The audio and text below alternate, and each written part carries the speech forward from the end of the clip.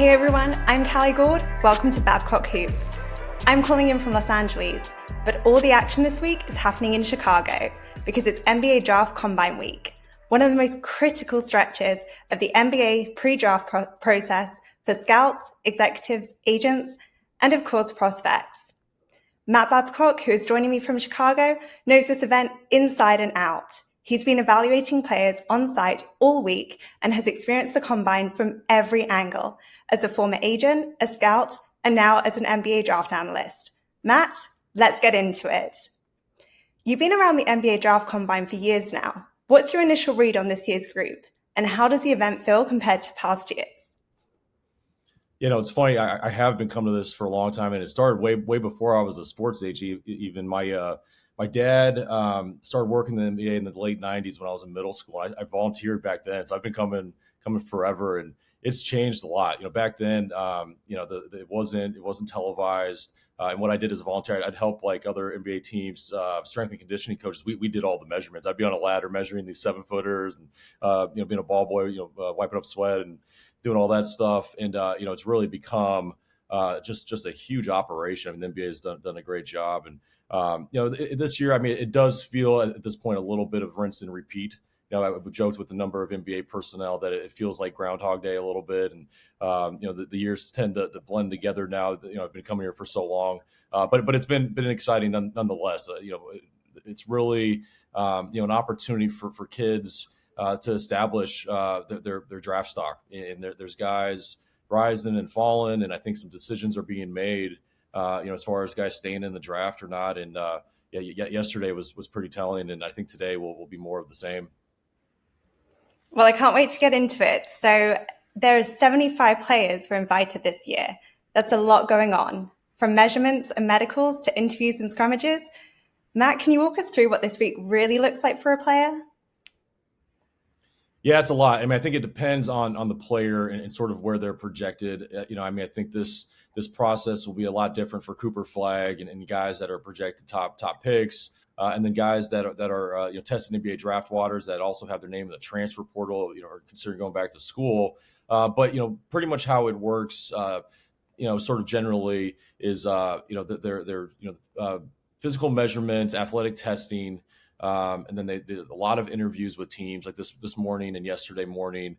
The kids were meeting with teams. Pretty much all morning. And then the games started at 1:00, and the games yesterday were 5-on-5, and it's all guys that are more fringe first rounders, second round type guys. So the top players don't play in that. And then before that, they had a lot of on-court drills.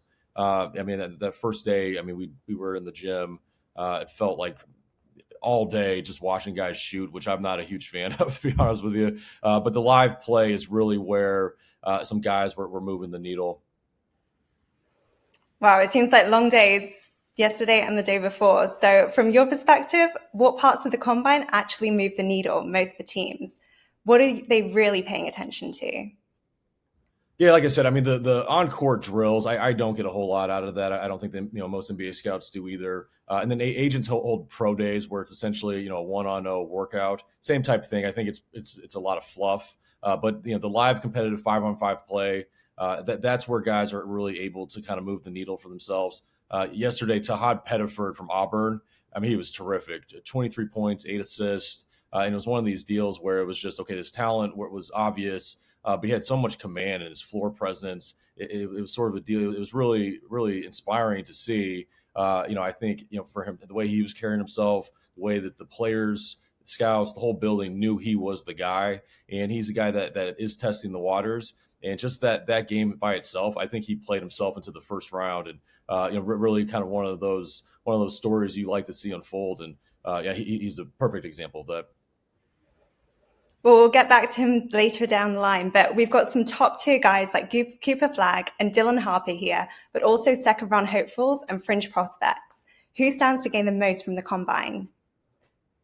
Yeah, I think it's the guys that are on the bubble. Do I stay in the draft? Do I go back to school? As I mentioned, Tahad Pettiford. I think he's a guy that really helped himself and has probably changed the narrative of his decision. And the other guys.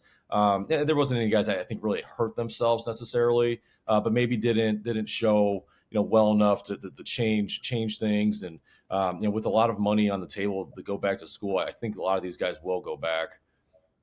You've written about how NIL has flipped the decision-making process for a lot of prospects. What kind of conversations are happening between players, agents, and families behind the scenes? Yeah, no, I mean, it's changed dramatically. I mean, I think back, 10 years ago when I was an agent and guys that were testing NBA draft waters, I mean, it was more of, hey, will he get drafted?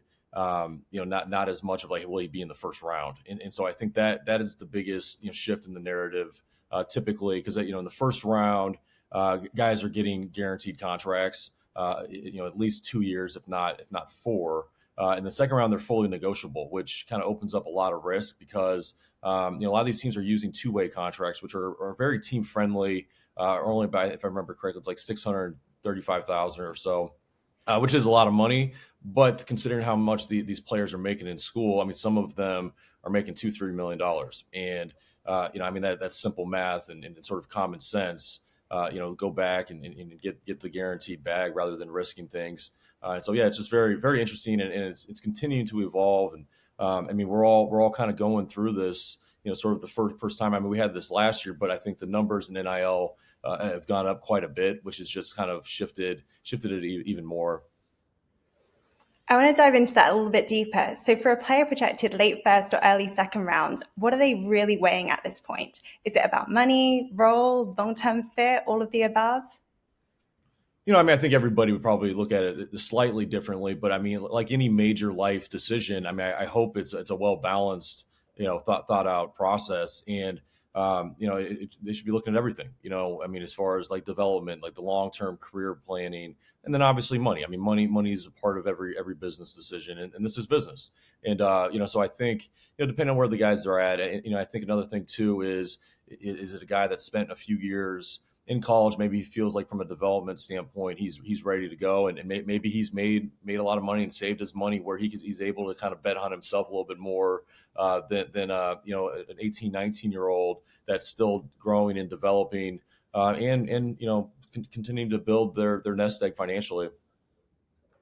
I want to stay on that subject. So you said something that really stuck with me, that the second contract is where life-changing money happens. Can you expand on that for people who might not understand the stakes? Yeah, sure. I mean, and I think, the second contract is where the money gets huge. And so, I mean, like, for example, there was a lot of rumblings in the media about at one point, could Cooper Flagg go back to Duke? And with him, the certainty or the probability that he's going to succeed on some level or another and get a big contract is high. So, I mean, it just didn't make any sense for him to kind of delay that clock to get to the second contract, which would be 4 years from now. And so with him, let's say things go well and he becomes an all-star level player, and he'd be in a situation to get a max contract. If I remember correctly, his max contract at that point will be like $400 million. And so even though some of these kids are making multiple millions in college, it's not $400 million, not even close. And so obviously Cooper's on the very high end of that. But it is sort of the same concept. If a player is able to get in the league and establish himself as just an NBA player, it doesn't even have to be a great one. These guys are making so much money that is part of the appeal of getting that process started. And I know this you have a really good insight on. So more international players like Igor Demin and Kasparas Yokochianis come, I might have said that wrong, but correct me, come to college instead of playing pro overseas before heading to the draft. What's driving that trend, and how does NIL contribute to it? Yeah, I mean, it's similar concept. I mean, these international players are coming over, and making the same big money in years past. Pretty similar to like the European soccer model. These big clubs over the Real Madrid and whatnot are signing these guys to long-term deals when they're high school age players, where they're making some money. It's more of like a scholarship. It's not them making millions of dollars, but there are big buyouts when they decide to go to the NBA. And so what's happening is these colleges are coming in, paying the buyouts, paying the guys' salary, and letting them develop on the bigger platform in college. And I think that trend's going to continue to grow more and more. Where I don't think European international scouting in the NBA is going to be quite what it was a few years from now, just because most of the top players that are for the draft will be here. And another layer to this craziness and evolution of the game, and really at all levels now. Well, I love to hear more about that, and yeah, definitely dive into that a bit deeper in other conversations. But I want to go back to the college. So from the end of college season to now, an NBA draft night, the pre-draft process is a whirlwind, which I've been reading on the blog is definitely a bit more deeper than than I anticipated. But what's the stretch really like behind the scenes of a player? Yeah, so the players will typically go to a training facility, sort of move to a location. A lot of them are in the big cities, LA, Vegas, Chicago, Miami, whatnot, and really just start training. I mean, getting their body in as good a shape as possible, really locking in on the court just to kind of polish up their skills. And I think it's a time where development is always important. When you're an athlete.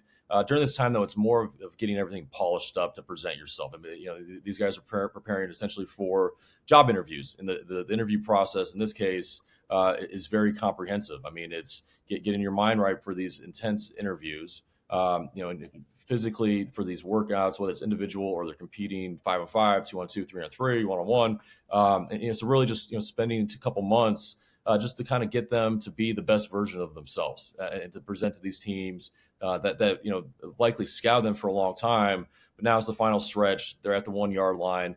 Now every detail matters, and so trying to control whatever you can just in this last stage. I love how you described that. You also compared it to Rocky Four, like no frills, just training and pressure. What is that phrase? Why is that phrase so important, and why do you think it's overlooked?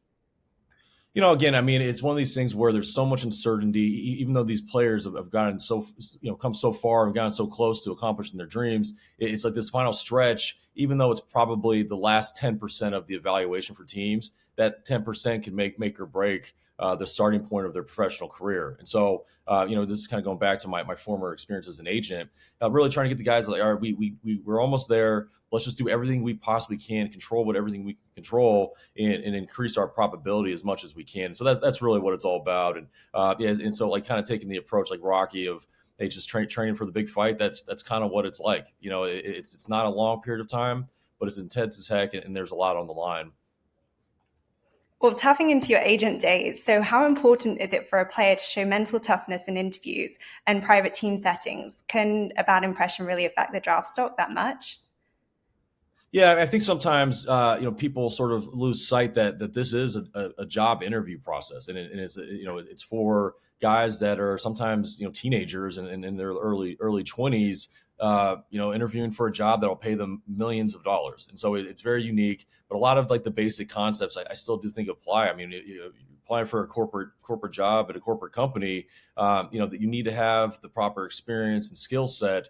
But they should be concerned with like who they're bringing in their building for continuity purposes, team building, and so I really don't see it much different than other industries. And so I mean it is important, I mean very much showing who they are as people. Are these young people able to show indicators that they will continue to develop and be good team players, and just all the common sense things really. That makes a lot of sense, and I love how you compare that to job interviews because it's true. It's true. They're definitely being interviewed and watched every step of the way. So there's a lot of buzz about pro days and individual workouts. How seriously do front offices take those, and how do you separate the fluff from real evaluation? Yeah, I mean, I mentioned it earlier a little bit, but I think typically it is fluff. I mean, I think the agents use it in their recruiting pitches, as a separator or a differentiation opportunity. I don't see it that way. The way I look at it is, for just about all of these guys at this point, we have a large enough sample size to know what they're all about to a certain extent. And so seeing them shoot around by themselves and doing some drills, it doesn't move the needle for me. If it were a unique situation where it was a player I'd never seen with my own eyes before, I would be interested in that because I'm not as far along on the evaluation process. And so that information is something I do need to kind of get there. But in this case, I mean, there's not one player here where I'm just, needing to watch them essentially do what would be done in pregame, warm-ups and workouts, during the college year. Of course. And I want to go back to your agent side of things. So since you've been on that side, when you say this process is more of a puzzle than a ladder, can you elaborate on that? What do you mean by that? Yeah, there's just so many moving parts, and I think even though like analytics has come into play with scouting a lot more than it was when I first started, it still is a pretty subjective process. I don't think there's one way of building a team for success, and with that being said, some teams will value players differently than others. So from an agent's perspective, it's not like, okay, a player scored 20 points at this school, he's going to go in the top five. And so if the team had two passes on, he goes 3 or 4. It doesn't really work like that. I mean, it might be a deal where the fit's not right. This team doesn't value this player as much. And then also got to keep in mind, from the team's perspective, it's not just about the draft right now. I mean, a lot of these agents are here dealing with the teams getting warmed up for free agency, or perhaps there's, trades being discussed. And so there's moving parts for everybody involved, and it really is chaos. And from an agent's perspective, I think your job during this, especially during this time, is trying to organize the chaos as much as possible, which sometimes is easier said than done. But it's a pretty hectic time. Of course, well, I see a lot of similarities there with model agents and with sports agents and the chaos there. So how are agents really navigating this window, especially when it comes to positioning their guys and setting up team workouts? I think, agents all have their own unique personality, and there is a lot of posturing going on. I mean, I've had a number of agents the last couple of days, sort of tell me that they think their players range is X, Y, or Z, thinking they're going to fool me. And I'm not buying most of it. And there is a lot of that, a lot of smoke and mirrors and whatnot. But I mean, I think the key really that my approach always as an agent was, just having fluid communication, gathering information from teams that to try and really figure out who has legitimate interest, and then the draft range will take shape from there. And then you just got to be smart as far as managing the players' exposure. As far as after the combine, they'll start going on team workouts and team visits. The problem is if you've got a wide range for your player, you can't visit everywhere. I mean, it's a grueling travel schedule, and we've only got just a little bit over a month until the draft. And so it's a lot to manage. You just got to be smart and well informed as you're kind of advising your player during that process. Of course. Well, pivoting to NBA front offices right now, what are they doing at the moment? And is it just watching film and combine scrummages, or is there a lot more to it? I mean, I think it's a little bit of everything. I think that there's a lot of information gathered during this week from the team interviews, and I really haven't emphasized the value of the medical testing. That all begins now. And so, I mean, I think the combination of getting the medical testing, getting the measurements. I mean, some guys measured well. It's just a small piece of the puzzle, but it is a piece. And so, I mean, I think all these different things get a grip of their personality, their background, and the interviews. Figuring out how big they are, how athletic they are, and then watching some of these guys on the court, especially in the 5-on-5. It's really just the more information you can gather on a guy, the better, more well informed decisions these teams will be able to make when their team's on the clock. Of course, and you've said before that draft boards don't get locked in until the very end. I'm really intrigued about this. So what causes those late changes, and what still moves the needle this late in the process? Yeah, similar thing. I mean, I think there's no information that goes unnoticed, right? And so I think from now until the draft, I mean they're going to continue doing background work on these players, and it's not just interviewing them. I mean it's gathering intel from all different kinds of people that have crossed paths with these players, just trying to figure out what they're all about, what makes them tick, and like I mentioned before, finding indicators that are going to suggest, if the player is going to be able to maximize his potential. Because the reality is, even the best players in the draft, they are not finished products. Cooper Flagg, I mean, he's a teenager right now, right? And so even though I do think he's ready to step in and be, a big contributor, even he has a lot of room for growth. And so figuring out who are the guys that they trust will actually get there. So you got to figure out who's got the talent, who's got the potential, what that potential is, and then figuring out the probability if they're going to get there or not. That sounds like a lot that goes into it. So you've talked about the second round evolving, more polished, older players, more pro ready. Do you see this being the future of the NBA draft? I do, and I think it's still catching up. And so, I mean, I think the early entry withdrawal deadline is May 28th. So we'll see how many of these guys actually stay in the draft or decide to go to school.